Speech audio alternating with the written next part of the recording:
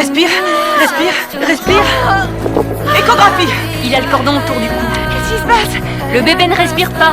Est-ce que quelqu'un peut me dire ce qui se passe? Le médecin était initialement préoccupé par l'état d'un garçon. Alors qu'elle venait de prendre la décision de révéler une vérité cruelle aux parents du garçon, elle se figea soudainement. Elle se rendit compte d'une chose bien plus terrifiante. Non, je crois que je viens de perdre les os. Oh oui, en effet. Elle était sur le point d'accoucher. La situation était critique. Nathalie fut directement envoyée en salle d'accouchement, mais dès le début du travail, tout se passa mal. La tension artérielle grimpa en flèche et le bébé ne descendait toujours pas. Après examen, le médecin découvrit la vérité. La position du bébé était incorrecte. L'enfant était coincé dans le canal de naissance. Si l'on attendait plus longtemps, la vie de la mère et de l'enfant était en danger. Le médecin prit donc une décision immédiate. Une césarienne était indispensable.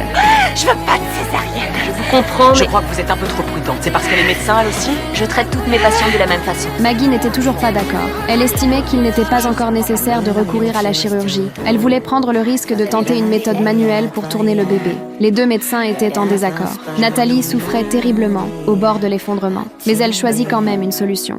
Laissez-la essayer.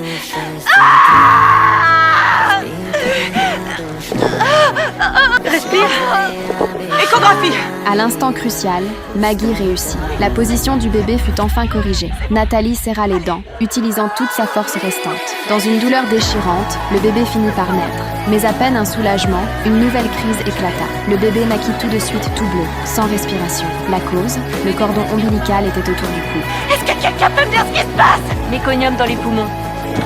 Les secours commencèrent immédiatement. Nathalie, allongée sur le lit, pleurait d'impuissance. Le temps semblait se rallonger. Tout le monde commençait à perdre espoir. Puis soudain, un cri perça le silence. Le bébé était revenu à la vie. L'infirmière plaça l'enfant dans les bras de Nathalie. Nathalie éclata en sanglots de joie.